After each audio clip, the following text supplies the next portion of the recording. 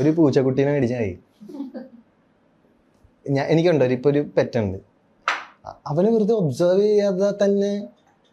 പക്ഷെ നമ്മൾ ഒബ്സർവ് ചെയ്യണം കേട്ടോ അതിനെ. നമ്മൾ വേറെ ചിന്തകളിൽ നിന്നുകൊണ്ട് നമ്മൾ അതിനെ നോക്കി കഴിഞ്ഞ് കഴിഞ്ഞാൽ അവൻ എന്താ ചെയ്യണമെന്ന് പിടിയിട്ടില്ല. അവൻ ഭയങ്കര സ്പിരിച്വലാണ്. അതായത് ഞാൻ മനസ്സിലാക്കുന്ന എല്ലാ പൂച്ചകളും കേട്ടോ, ഞാൻ പറഞ്ഞ ഇപ്പൊ എൻ്റെ ഒരു പൂച്ച എന്നുള്ള രീതിയിലല്ല. എനിക്ക് അടുത്ത് ഇടപഴകാൻ പറ്റിയത് ഈ ഒരു ബീയിങ്ങിനോടാണ്. ഞാൻ വേറെ എനിക്കൊരു പെറ്റ് ഉണ്ടായിട്ടില്ല. പെറ്റുണ്ടായിരുന്നു, ഒരു പറയാമെന്ന് പറഞ്ഞ ഇവിടെ പരുന്തുണ്ടായിരുന്നു. പക്ഷെ അത് ചെറുപ്പത്തിൽ തന്നെ അത് മരിച്ചുപോയി. അപ്പം പിന്നെ എനിക്ക് അതിന് പെറ്റൊന്നും ഉണ്ടായിട്ടില്ല. അപ്പം ഈ ഒരു പെറ്റ് വന്നപ്പോൾ ഞാൻ അവനെ ഒബ്സർവ് ചെയ്യുന്നതോറും എനിക്ക് കുറേ കാര്യങ്ങൾ മനസ്സിലാക്കാൻ വരുന്നുണ്ട്. അതായത് അവൻ നൗവിലാണ്. അവന് മുമ്പുള്ളതോ അല്ലെങ്കിൽ നാളത്തെക്കുറിച്ചൊന്നും അവന് ഒരു കൺസേണും ഇല്ല. അവന് അപ്പോഴാണ് അവൻ്റെ ജീവിതം. അവൻ നന്നായിട്ട് ഉറങ്ങുന്നു, നന്നായിട്ട് ഭക്ഷണം കഴിക്കുന്നു, അവന് വേറെ ഒന്നും ബാധകമാവുന്നില്ല. ശരിക്കും പറഞ്ഞാൽ അത് തന്നെ എൻ്റെ ഒരു സിമ്പിൾ ഫിലോസഫിയാണ് ജീവിക്കാൻ പറ്റിയ. ഇന്നത്തെ കാര്യം ഇപ്പം ഞാൻ ഇൻ്റർവ്യൂ അറ്റൻഡ് ചെയ്യണം, അതിൻ്റെ അടുത്ത കാര്യം അത് അപ്പം നോക്കാന്നുള്ളൊരു മൈൻഡ് വരുമ്പോഴത്തേക്കും അത് ഭയങ്കര എളുപ്പമാണ് വേറെ രീതിയിൽ. പക്ഷേ പ്രതിസന്ധികൾ വരുമ്പോൾ ഇതൊക്കെ ഭയങ്കര പാടാണ്. ഇങ്ങനെയുള്ള ഫിലോസഫി അല്ലെങ്കിൽ ഇങ്ങനെയുള്ള കാര്യങ്ങൾ അല്ലെങ്കിൽ നമ്മൾ എല്ലാം ഫോളോ ചെയ്യാനുള്ളൊരു ബുദ്ധിമുട്ടൊക്കെ വരും. ബട്ട് കുറച്ച് കഴിയുമ്പോൾ നമുക്ക് നമ്മളുടെ ആ ഒരു സെൻറ്റേർഡ് ആവാൻ പറ്റും. കുറച്ചും കൂടെ നമ്മൾ ഇങ്ങനെ ഒരു ഈ ഒരു പെർസ്പെക്റ്റീവിൽ നമ്മൾ കുറച്ച് കാര്യങ്ങളും കൂടെ കാണാൻ പറ്റിയാൽ നമുക്ക് കുറച്ചും കൂടെ സെൻറ്റേർഡ് ആവാൻ പറ്റും പ്രതിസന്ധികളിൽ എന്നുള്ളതാണ്. സൂഫിസത്തിന്റെ ഒക്കെ സ്ട്രെയിൻസ് ലൈഫിലും വരികളിലും ഒക്കെ ഫീൽ ചെയ്യാറുണ്ട്. സൂഫിസമായിട്ട് ക്ലോസ്ലി കണക്റ്റഡ് ആണോ?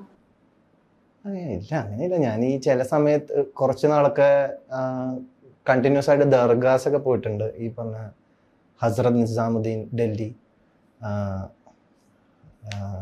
അജ്മീർ, അങ്ങനെ എനിക്ക് കുറച്ചല്ലാണ്ട് പോയിരിക്കുമ്പോൾ ഒരു വേറൊരു അവസ്ഥയിലേക്ക് എലവേറ്റ് ആവുന്ന സ്ഥലങ്ങളിൽ ഞാൻ പോയിരുന്നിട്ടൊക്കെ ഉണ്ട്.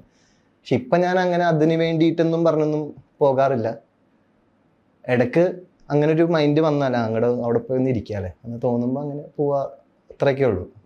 പണ്ട് കുറച്ച് ഞാൻ ഈ പറഞ്ഞ ഒരു 2018, 19 അല്ലെങ്കിൽ 22 വരെയൊക്കെ തന്നെ കുറച്ച് കണ്ടിന്യൂസ് ആയിട്ട് ഇങ്ങനെയുള്ള യാത്രകളൊക്കെ ഉണ്ടായിരുന്നു.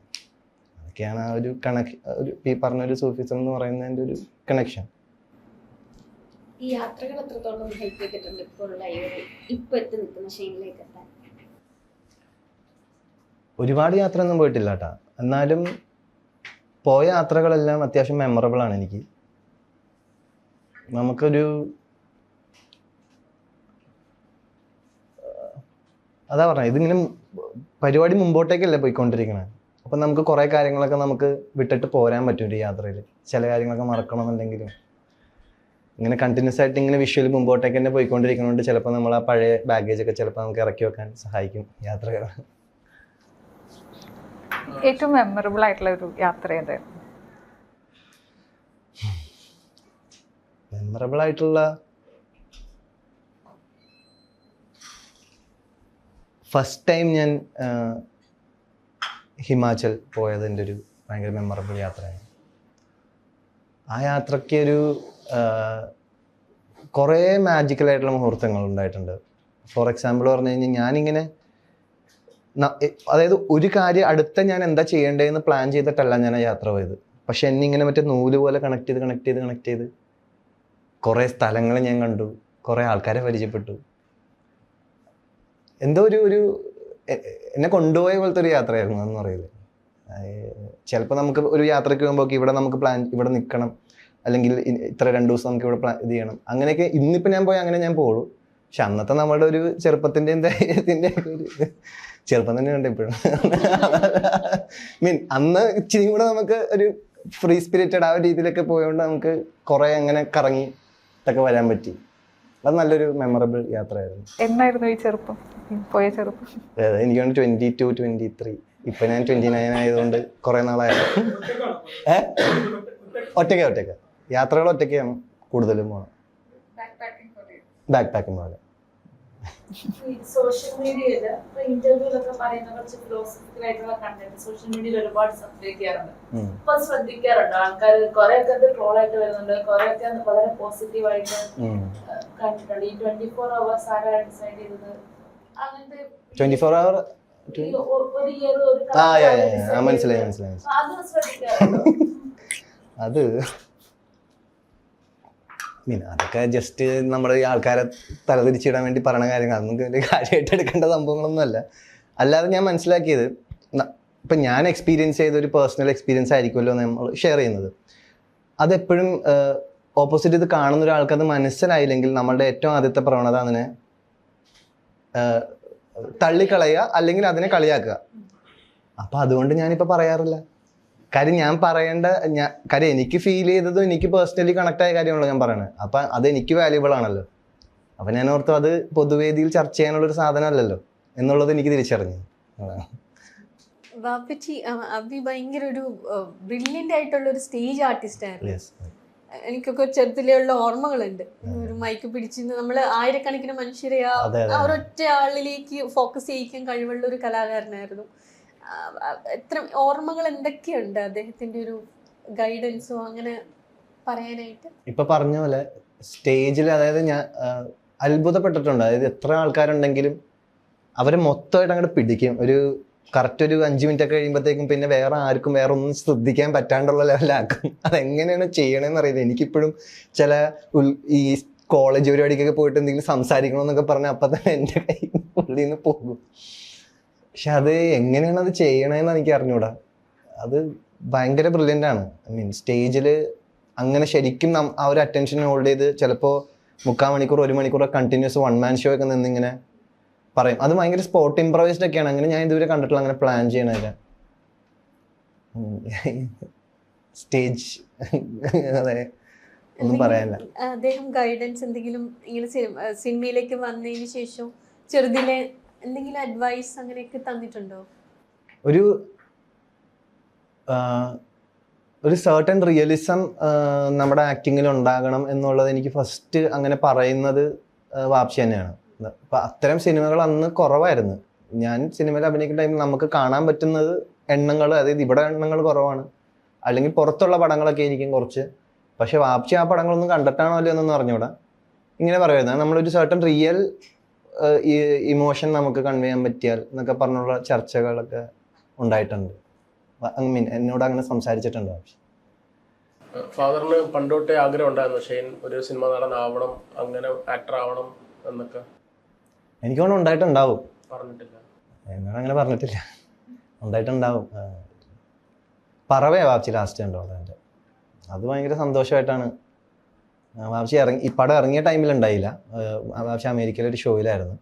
അത് കഴിഞ്ഞ് പടം കുറച്ചായി. എന്നിട്ട് അവിടെ ഏതോ PVR-ലൊക്കെ എന്നിട്ടും അത്യാവശ്യം ആൾക്കാരുണ്ടായി. എന്നെ കാണിക്കുമ്പോൾ കയ്യൊക്കെ അടിച്ചു. അതൊക്കെ കണ്ടപ്പോൾ വാപ്ചി ഭയങ്കര ഹാപ്പി ആയിരുന്നു. അബിയുടെ മകൻ എന്നുള്ളൊരു ലേബല് സഹായിച്ചിട്ടുണ്ടോ? ഏതെങ്കിലും രീതിയിൽ സഹായിച്ചിട്ടുണ്ടോ സിനിമയിൽ? സിനിമയുടെ ഏത് പ്രോസസ്? ഇങ്ങനെ സിനിമ മൊത്തത്തിൽ നമ്മൾ ഇന്ററാക്ഷനിലാണെങ്കിലും അല്ലെങ്കിൽ ഇപ്പോൾ റോൾസ് കിട്ടുന്നതിലാണെങ്കിലും അങ്ങനെ എന്തെങ്കിലും രീതിയിൽ സഹായം? തീർച്ചയായിട്ടും ഇപ്പോൾ റോൾസ് കിട്ടുന്നതിൻ്റെ കാര്യം എനിക്ക് അറിയില്ല. എന്നാലും ഇപ്പം നമ്മൾ എവിടെയെങ്കിലും ചെന്ന് കഴിയുമ്പോൾ വാപ്ചിയുടെ ഫ്രണ്ടാണ് കേട്ടോ എന്ന് പറയാത്ത ഒരാൾക്കാർ കുറവാണ്. വാപ്ചിനായിട്ട് നല്ല കണക്ഷൻ ഉണ്ടായിരുന്നു. വാപ്ചി എനിക്ക് തോന്നുന്നു ഭയങ്കര എല്ലാവരുമായിട്ടും നല്ല സൗഹൃദമുള്ള ഒരാളായിരുന്നു. എന്നാൽ ഒരുപാട് സുഹൃത്തുക്കൾ ഇല്ലാത്ത ഒരാളായിരുന്നു. അങ്ങനത്തെ ഒരാളായിരുന്നു തോന്നുന്നു. എല്ലാവരുമായിട്ടും എവിടെ ചെന്നാലും പറയും വാപ്ചിയുടെ പഴയ നല്ല സുഹൃത്തായിരുന്നു. അതൊരു സ്നേഹമാണ്. അബിയുടെ മകൻ എന്നുള്ളൊരു ലേബലിൽ നിന്ന് ഷെയ്ൻ നിഗം എന്നുള്ളൊരു പേര് വളരെ പെട്ടെന്ന് തന്നെ പക്ഷെ എസ്റ്റാബ്ലിഷ് ചെയ്യാൻ പറ്റിയിട്ടുണ്ട് ഷെയ്ൻ. അത് കോൺഷ്യസ് ആയിട്ട് അങ്ങനെ ഒരു ലേബൽ അറിയണ്ട, എനിക്കൊരു പേര് ഉണ്ടാക്കി എടുക്കണം, അങ്ങനെ തന്നെ അങ്ങനെയൊന്നും അല്ലാന്ന് ഞാൻ പറഞ്ഞില്ലേ നിങ്ങളോട്. എനിക്ക് അതിനുള്ള കഴിവൊന്നും എനിക്കില്ല. നമുക്കങ്ങനെ ശരിക്കും പറഞ്ഞു കഴിഞ്ഞാൽ ഇപ്പൊ ഞാനൊരു ദിവസം അതാ പറഞ്ഞു, ഞാനിപ്പോ ഒരു ദിവസം ചിന്തിക്കുകയാണ്. ഇപ്പൊ ചോദിച്ച പോലെ എനിക്ക് ഷെയ്ൻ നിഗം എന്ന പേരിൽ അറിയപ്പെടണം, അതിനുവേണ്ടി ഞാൻ സിനിമകൾ ചെയ്യുന്നു, അങ്ങനെയൊന്നും അല്ല കേട്ടോ. അങ്ങനെ ഒരു ജേണി എനിക്ക് ഉണ്ടായിട്ടില്ല. ഞാനതാ പറഞ്ഞു, ഒരു സിനിമ വരുന്നു, അതെനിക്ക് കണക്റ്റ് ആവുന്നു, അത് ചെയ്യുന്നു. ആ പടം ഇറങ്ങി അതിന് വിജയം ഉണ്ടാവുന്നു, പരാജയം ഉണ്ടാവുന്നു, ട്രോളുന്നു, അല്ലെങ്കിൽ അതൊക്കെ സംഭവിക്കുന്നു, വാട്ടെവർ ഇറ്റ് സംഭവിക്കുന്നു, അതെല്ലാം ഞാൻ കാണുന്നു, പിന്നെ അടുത്ത പരിപാടി ചെയ്യുന്നു. അതായത് പറയുമ്പോൾ ഇതിപ്പോൾ ഞാൻ വളരെ എളുപ്പത്തിൽ പറയുന്നുണ്ടെങ്കിലും എല്ലാത്തിലൂടെയും കടന്നു പോകുന്നൊരു ജേണി എന്നുള്ളതാണ്. ട്രോൾസ് ഒക്കെ ശ്രദ്ധിക്കാറുണ്ടോ? ട്രോൾസ് ശ്രദ്ധിക്കാറുണ്ട്. ഒരു ടൈമിലൊക്കെ ശ്രദ്ധിച്ചിട്ടുണ്ട്. പിന്നെ ഇപ്പൊ കുറവാണ്. ഭയങ്കരമായിട്ട് സോഷ്യൽ മീഡിയയിൽ നിന്നൊക്കെ കുറച്ചൊക്കെ മാറി. അങ്ങനെ പഴയ പോലെ ഒന്നും നോക്കാറില്ല.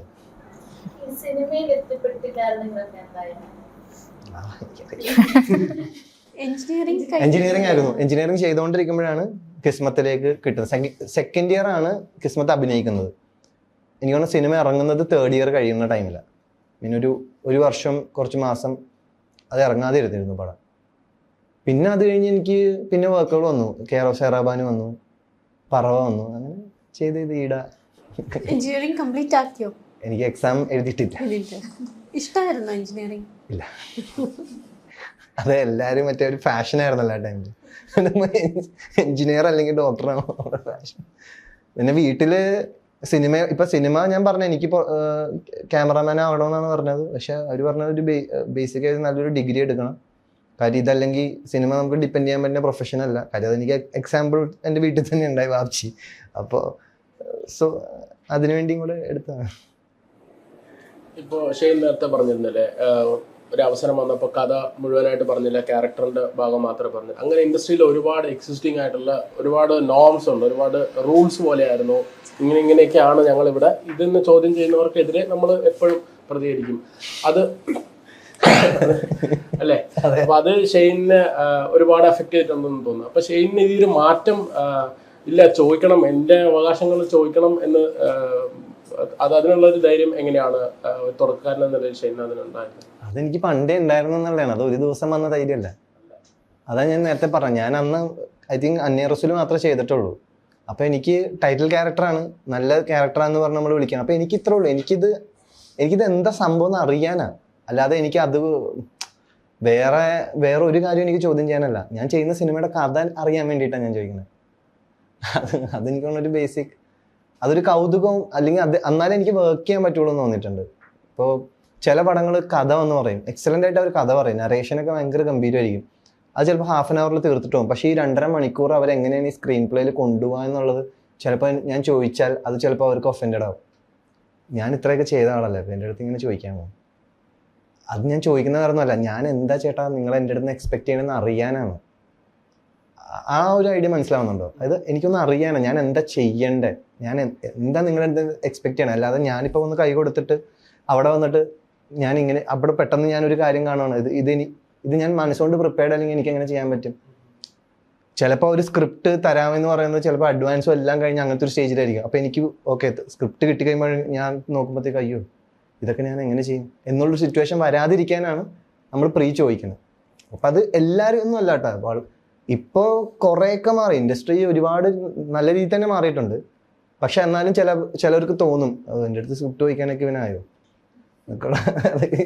ബേസിക്കലി അറിയാൻ എന്താ നിങ്ങൾ എൻ്റെ അടുത്ത് പ്രതീക്ഷിക്കണമെന്ന് അറിയാൻ വേണ്ടി മാത്രമാണ്. എന്നാലും നമുക്ക് പറ്റുള്ളൂ, KSRനോട് പറയാൻ പറ്റുള്ളൂ.